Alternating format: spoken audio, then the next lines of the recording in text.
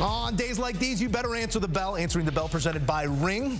Here to give out his game ball, Bryant McFadden from the AFC title game. Who gets that honor today? There are a few different directions I could go, but I got to go to Mr. Travis Kelce. He answered the bell today when he had 11 receptions for 116 yards, 1 touchdown. He averaged a first down per reception. And get this, when you talk about Mr. January, Mr. Postseason, it's no other than Travis Kelce. In 21 career, including today's postseason game, in 21 career postseason ball games, he has 19 touchdowns. This is the guy that makes his bedroom in the playoffs in the end zone. He did so again today, and because of his efforts, they're advancing to Viva Las Vegas for Super Bowl 58. 58. Coach Prime seeing if they can get him a waiver for a transfer to Colorado.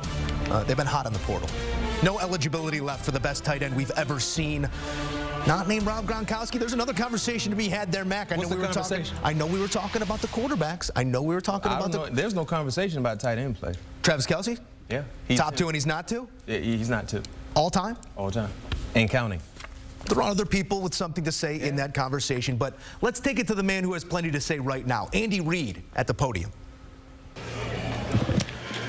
All right. I don't have any injuries for you right now, so I'll have to get them to you tomorrow. But my hat goes off to the Ravens and the city here of Baltimore. You've got a great football team. We appreciated your hospitality. It's a great environment to play in. And then how about the Chiefs? You know, I mean, what a great deal that was. I thought our guys played hard, aggressive football. It always starts with the offensive defensive line.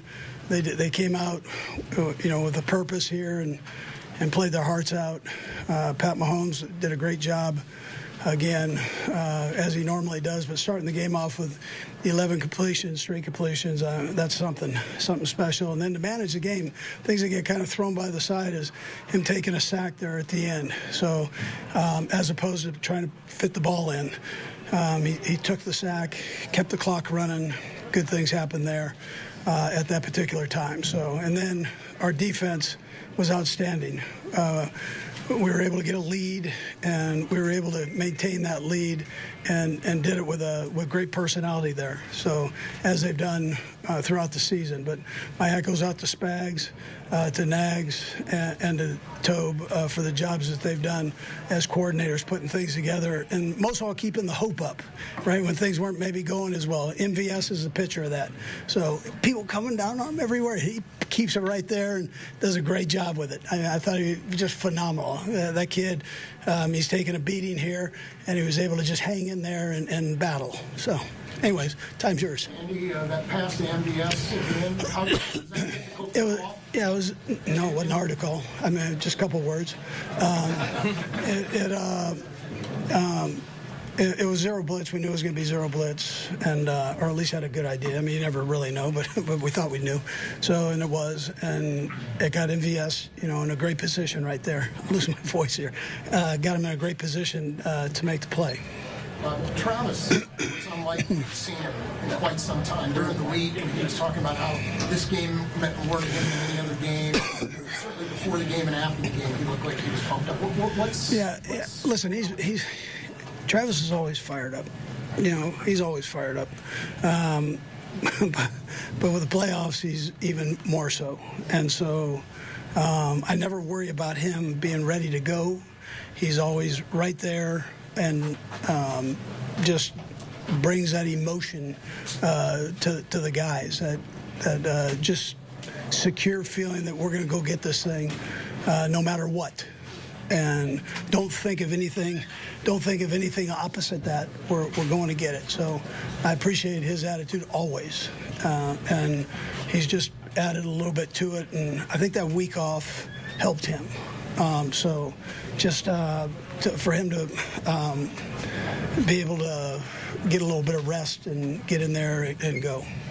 Andy, this team has been doubted at certain times throughout the season. Just what stands out about the adversity of this group to punch on the ticket to the Super Bowl?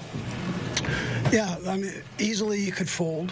I told you after our last game against Buffalo, the thing that stood out to me most was just the positive attitude on the sideline. Through the highs and the lows of positive attitude, that kind of tells you the season, gives you the whole story there. The guys never doubted. They just, they put themselves in a position where you had a chance, and they took care of that. And there's a great attitude on this team. Just related to that, Andy, I mean, when the story of how you got here, is that what it is? This is a little different chapter this season than it's been. Yeah, listen, I think so. One thing, Vahe, it's tough to back seasons. That's a tough thing. You played a lot of football games, and you've got to work through that. You got to work through that mentally. That's not an easy thing. And so I'm so happy for the guys and how they handled that.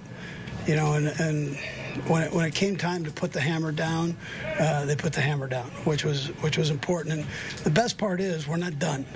We've got another game, and you love these seasons to carry on as long as they can possibly carry on, and we're there.